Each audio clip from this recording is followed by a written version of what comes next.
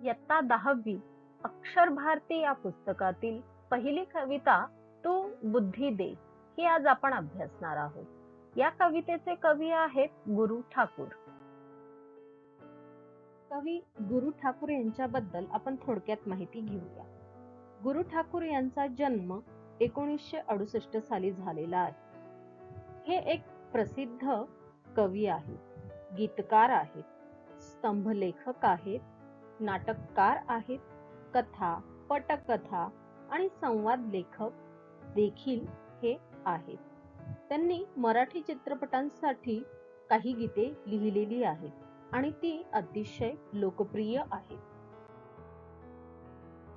कवी गुरु ठाकूर यांनी नटरंग, अगबाई अरेच्या, भर दोघांचे, टाइमपास, डॉक्टर प्रकाश बाबा आमटे यासारख्या अनेक प्रसिद्ध मराठी चित्रपटांसाठी गीतलेखन केलेले आहे।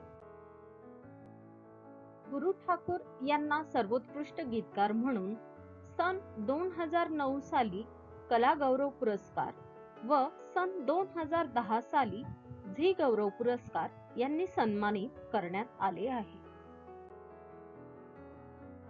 प्रस्तुत प्रार्थनेत सन्मार्ग, सन्मती आणि सत्संगती यांचे महत्व कवीने अधोरेखित केले आहे। कायम सत्याची कास धरता यावी, संवेदनशीलता जपण्यासाठी ताकद मिळावी, अनाथांचे नाथ होण्यास बळ मिळावे व शाश्वत सौंदर्याचा ध्यास लागावा, या भावना प्रार्थनेतून व्यक्त झाल्या आहेत। सर्वप्रथम आपण कवितेचं वाचन करूया आणि मग त्याचा भावार्थ समजावून घेऊया। तू बुद्धी दे, तू तेज दे, नवचेतना विश्वास दे, जे सत्य सुंदर सर्वथा आजन्म त्याचा ध्यास दे। हरवले आभाळ ज्यांचे, हो तयांचा सोबती, सापडेना वाट ज्यांना, हो तयांचा सारथी। साधना करीती तुझी जे, नित्य तव सहवास दे, जाणावया दुर्बलांचे दुःख आणि वेदना, तेवत्या राहो सदा रंध्रातुनी संवेदना। धमन्यातल्या रुधिरास या खलभेदण्याची आस दे, सामर्थ्य या शब्दास आणि अर्थ या जगण्यास दे। सन्मार्ग आणि सन्मती लाभो सदा सत्संगती, नीती नाही भ्रष्ट हो जरी संकटे आली किती। पंखास या बळ दे नवे झेपावण्या आकाश दे। मुलांनो, सर्वप्रथम कवितेच्या पहिल्या 2 ओळींचा आपण अर्थ समजावून घेऊया। कवी सांगतात की हे ईश्वरा, तू आम्हाला बुद्धी दे, नवचेतना दे आणि नवीन विचारांचे तेज दे। नवचेतना या शब्दाचा अर्थ नवचैतन्य आणि त्याच वेळेस आमच्यामध्ये ही नवचेतना जेव्हा तू देणार आहेस, ती नवचेतना जागवण्यासाठी विश्वास दे, जे सत्य सुंदर सर्वथा आ जन्म त्याचा ध्यास दे। जे सत्य आहे, सुंदर आहे, अजरामर आहे असे सर्व ठिकाणी चराचरात सामावलेले सत्य आम्हाला त्या सत्याचा ध्यास लागू दे। सर्वथा म्हणजे सदैव, नेहमी, आजन्म म्हणजे जन्मभर।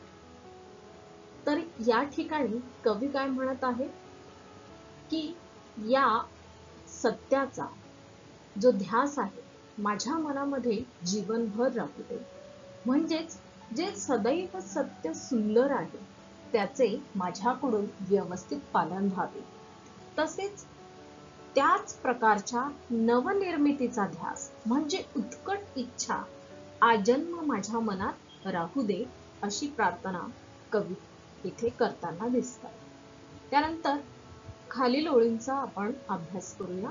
हरवले आभाळ ज्याचे होतयांचा सोबती, सापडेना वाट ज्यांना होतयांचा सारथी, साधना करती तुझी जे नित्य तव सहवास दे.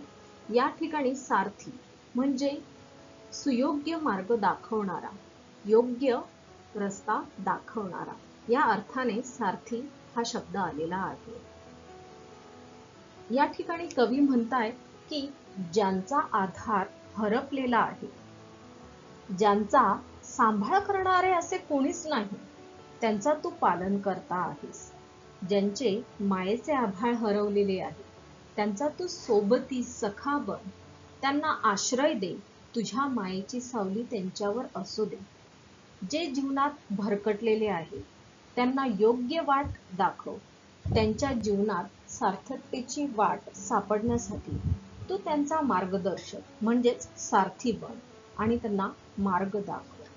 तसंच जे तुझी साधना करतात, साधना म्हणजेच काय तर नित्य तुझं स्मरण करतात, नित्य तुझी आठवण करतात, नित्य तुझी पूजा करतात, अशा सगळ्यांना तुझा सहवास कायम लाभू दे. नेहमी त्यांच्या सोबत तू रहा, असं कवी या कडव्यामध्ये म्हणताना आपल्याला दिसतंय.